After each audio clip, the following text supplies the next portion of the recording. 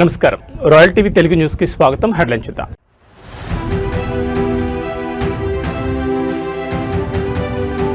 అమరావతిలో న్యాయ విద్యకు కొత్త ఊపిరి. ఏపీ జ్యుడిషియల్ అకాడమీకి శంకుస్థాపన చేసిన సీజేఐ.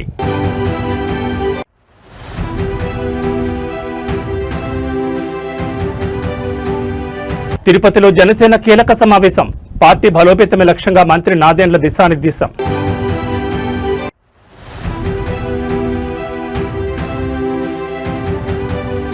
ఎస్కోట్ అటవీ ప్రాంత గ్రామాలకు మహద్దశ. 4.89 కోట్లతో బీటీ రోడ్ మంజూరు చేసిన డిప్యూటీ సీఎం పవన్ కళ్యాణ్.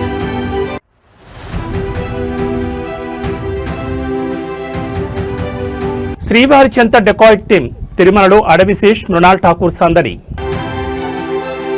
ఇక వివరాలు చూస్తే జనసేన పార్టీని క్షేత్రస్థాయిలో మరింత బలోపేతం చేసేందుకు చేపట్టిన ఉద్యమి క్రియాశీలక సభ్యత్వ నమోదు కార్యక్రమంపై ఆదివారం ఉదయం తిరుపతిలోని కేఎస్ఆర్ కళ్యాణ మండపంలో తిరుపతి పార్లమెంట్ నియోజకవర్గ స్థాయి కీలక సమావేశం జరిగింది.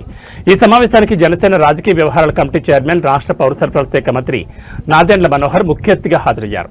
రాష్ట్ర వ్యాప్తంగా సాగుతున్న ఉద్యమ క్రియాశీలక సభ్యత్వ నమోదు ప్రక్రియను మార్చి 10వ తేదీలోపు పూర్తి చేయాలని మంత్రి నాదెండ్ల మనోహర్ పార్టీ శ్రేణులకు దిశానిర్దేశం చేశారు.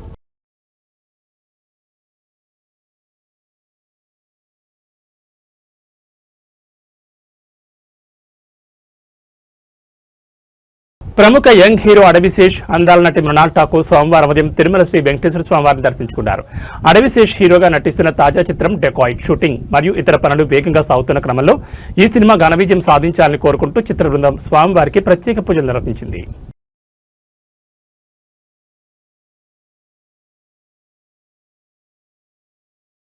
విజయనగరం జిల్లా ఎస్కోట మండలం దారపతి పంచాయతీ పరిధిలోని మారుమూల గ్రామాలకు రవాణా కష్టాలు తీరనున్నాయి.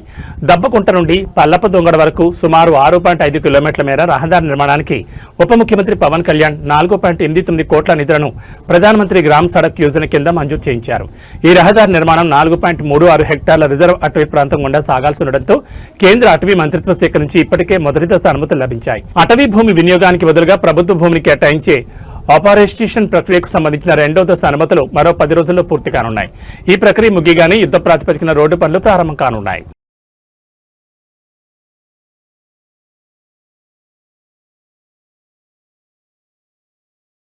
గత కొద్ది రోజులుగా సోషల్ మీడియాలో తనపై వస్తున్న కొన్ని వీడియోలు మరియు విమర్శలపై టీటీడీ చైర్మన్ బీఆర్ నాయుడు ఘాటుగా స్పందించారు. ఆ వీడియోలో తాను ఎక్కడా తప్పుగా ప్రవర్తించలేదని, కేవలం రాజకీయ కోణంలోనే తనపై దుష్ప్రచారం చేస్తున్నారని ఆయన ఆవేదన వ్యక్తం చేశారు. సదరు కుటుంబంతో మాకు గత 30 ఏళ్లుగా విడదీయలేని పరిచయం ఉంది. ఒకరింటికి ఒకరు వెళ్తూ వస్తూ ఉంటాం. ఆత్మీయంగా పలకరించుకోవడంలో తప్పే ఉందని ఆయన ప్రశ్నించారు. ఆ వీడియోలో తను ఎక్కడా అసభ్యకరంగా కానీ తప్పుగా కానీ ప్రవర్తించలేదని ఆయన స్పష్టం చేశారు. తగ్గేదే లేదు. ఏమి ఏమి ఏం వీడియోలు పెడతాడండి ఆయన? ఇప్పుడు ఏదైతే వీడియోలు పెట్టాడో వాళ్ళ ఫ్యామిలీ, మా ఫ్యామిలీ మోర్ దెన్ 30 years నుంచి మాకు ఫ్యామిలీ పరిచయాలు ఉన్నాయి. వాళ్ళ ఇంటికి మేము పోతాం, మా ఇంటికి వాళ్ళు వస్తారు. అంత మాత్రాన అసలు కొన్ని చోట్ల వీడియో మార్పింగ్ చేయడం జరిగింది. ఆ చేసే గాడిదలు సరిగా కూడా చేయలే. మళ్ళా నేను ఎన్నిసార్లు చూసినా అందులో నాకేం తప్పు కనిపించలే. సో ఇవన్నీ చీప్ పాలిటిక్స్ ఆడి నా మీద బురద జల్తానంటే నేను భయపడేటోడిని కాదు. నేను నీలాగా రిజైన్ చేయమంటే చేసేవాడిని కూడా కాదు. Tollywood star heroine national crush Rashmika Mandanna త్వరలో వివాహ బంధంలో అడుగుపెట్టబోతున్నారు. ఈ క్రమంలో తన పెళ్లి రిసెప్షన్ వేడుకకు రావాల్సిందిగా కోరుతూ తెలంగాణ ముఖ్యమంత్రి రేవంత్ రెడ్డిని ఆమె మర్యాదపూర్వకంగా కలిశారు. ముఖ్యమంత్రి నివాసానికి వెళ్లిన రష్మిక రేవంత్ రెడ్డిని కలిసి తన వివాహ వేడుకకు సంబంధించిన ఆహ్వాన పత్రికను అందజేశారు. తన వెడ్డింగ్ రిసెప్షన్ వేడుకకు ముఖ్యమంత్రి కుటుంబ సమేతంగా హాజరై వధువులను ఆశీర్వదించాలని ఆమె కోరారు. ఈ సందర్భంగా సీఎం రేవంత్ రెడ్డి రష్మికకు అభినందనలు తెలిపి ఆమె నూతన జీవితం సంతోషాలతో సాగాలని ఆకాంక్షించారు.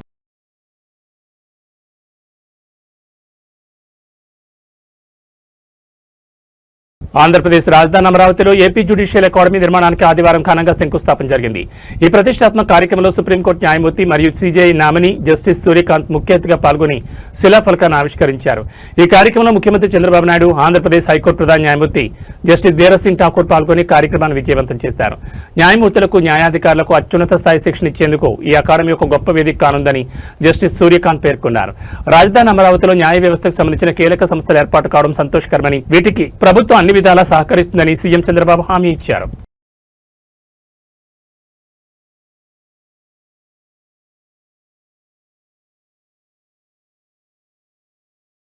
కేరళలోని త్రిశూర్ జిల్లా నడత్తర్ వద్ద చైతన్య గానాశ్రమం అనే ప్రత్యేక సాంస్కృతిక మరియు సంగీత ప్రాంగణానికి భారత ఉపరాష్ట్రపతి సిపి రాధాకృష్ణన్ శంకుస్థాపన చేశారు. Kuriakose Elias service society, CMI Devamatha public school ఆధ్వర్యంలో రూపొందిన ఈ ప్రాంగణం కులమతాలకు అతీతంగా మానసిక ప్రశాంతతను, ఆధ్యాత్మిక మేల్కొలుపును అందించడమే లక్ష్యంగా నిర్మించబడుతోంది.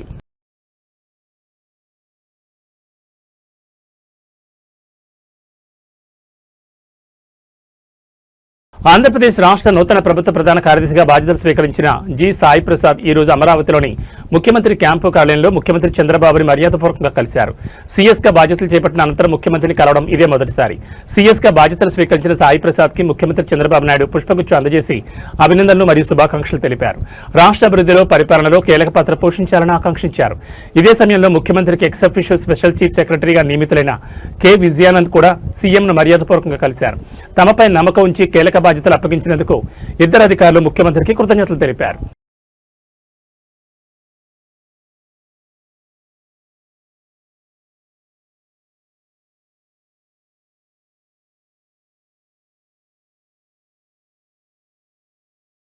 ఆర్టిఫిషియల్ ఇంటెలిజెన్స్ ఏఐ ప్రపంచాన్ని శాసిస్తున్న తరుణంలో సాంకేతికత మానవత్వానికి లోబడి ఉండాలనే లక్ష్యంతో ప్రధానమంత్రి నరేంద్ర మోడీ మానవ్ అనే వినూత్న దార్శనికతను ఆవిష్కరించారు.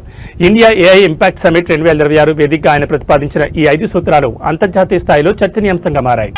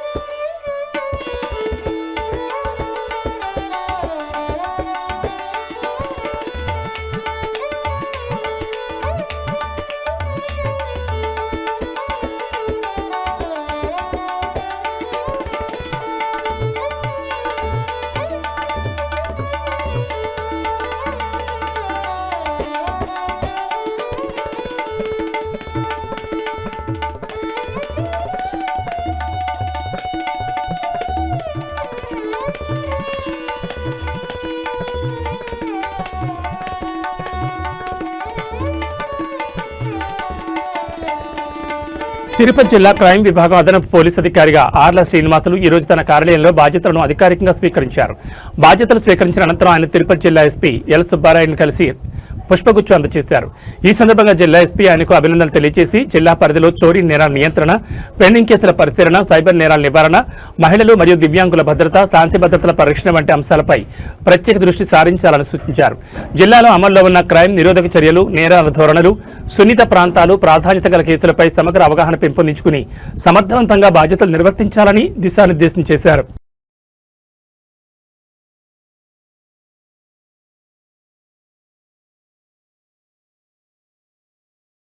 జనసేన పార్టీని క్షేత్రస్థాయిలో తిరుగులేని శక్తిగా తీర్చిదిద్దేందుకు చేపట్టిన ఉద్యమ క్రియాశీలక సభ్యత్వ నమోదు కార్యక్రమంలో తిరుపతి పార్లమెంట్ నియోజకవర్గం రాష్ట్రంలోని అగ్రస్థానంలో నిలవాలని జనసేన రాజకీయ వ్యవహారాల కమిటీ చైర్మన్, రాష్ట్ర పౌర సరఫరాల శాఖ మంత్రి నాదెండ్ల మనోహర్ ఆకాంక్షించారు.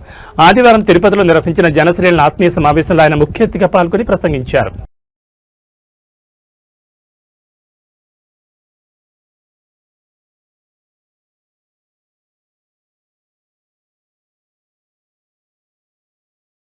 చిత్తూరు పార్లమెంట్ సభ్యులు దగ్గుమళ్ల ప్రసాదరావు ఆదివారం చంద్రగిరి ఎమ్మెల్యే పులివర్తి నానిని మర్యాదపూర్వకంగా పరామర్శించారు. చిత్తూరులోని నాని నివాసానికి వెళ్లిన ఎంపీ ఆయన ఆరోగ్య పరిస్థితిని అడిగి తెలుసుకున్నారు.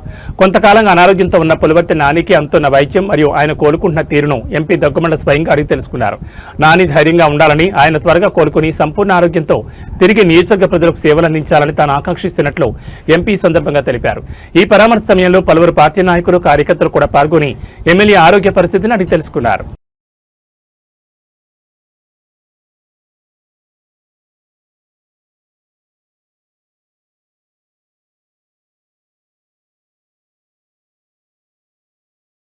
తిరుపతి నగరంలో ఆదివారం జరిగిన 2 వేర్వేరు వ్యాపార మరియు వృత్తిపరమైన కార్యాలయాల ప్రారంభోత్సవాల్లో భారతీయ జనతా యువమోర్చా ఆంధ్రప్రదేశ్ రాష్ట్ర ఉపాధ్యక్షులు పృథ్వీరెడ్డి ముఖ్య అతిథిగా పాల్గొన్నారు. తిరుపతిలోని ఎంఆర్పల్లి సర్కిల్ సమీపంలో సీనియర్ న్యాయవాది భవానీ శంకర్ ఏర్పాటు చేసిన నూతన కార్యాలయాన్ని పృథ్వీరెడ్డి ప్రారంభించారు. ఈ సందర్భంగా ఆయన మాట్లాడుతూ భవానీ శంకర్ తన వృత్తిలో మరింత రాణించి సామాన్యులకు న్యాయం చేయాలని ఆకాంక్షించారు.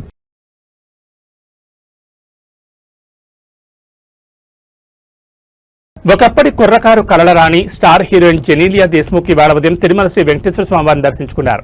ఈ ఉదయం జరిగిన వీఐపీ విరామ సమయంలో ఆమె స్వామివారి సేవలో పాల్గొని మొక్కులు చెల్లించుకున్నారు. ఆలయ అధికారులు జెనీలియాకు స్వాగతం పలికి దర్శన ఏర్పాట్లు చేశారు. దర్శనం అనంతరం రంగనాయకుల మండపంలో పండితులు ఆమెకు వేదాశీర్వచనం అందించి శ్రీవారి ప్రసాదాన్ని అందజేశారు. జెనీలియా ఆలయం వెలుపలికి రాగానే ఆమెను గుర్తుపెట్టిన భక్తులు ఫోటోలు, సెల్ఫీల కోసం పోటీపడ్డారు.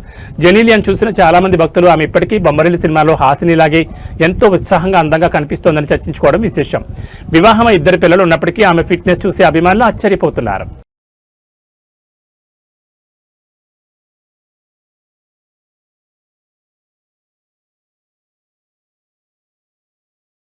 చిత్తూరు ఎమ్మెల్యే గురజాల జగన్మోహన్ ఆదివారం సెలవుదినం కావడంతో నియోజకవర్గంలోని పలు ప్రాంతాల్లో పర్యటించారు. తెలుగుదేశం పార్టీ నాయకులు, కార్యకర్తలు మరియు తన శ్రేయోభిలాషుల ఆహ్వానం మేరకు వారి కుటుంబాల్లో జరిగిన పలు శుభకార్యాల్లో ఆయన పాల్గొన్నారు. పలువురు నివాసాల్లో జరిగిన వివాహ వేడుకలు మరియు ఇతర ఫంక్షన్లకు హాజరైన ఎమ్మెల్యే నూతన వధువులను ఆశీర్వదించి కుటుంబ సభ్యులకు శుభాకాంక్షలు తెలిపారు.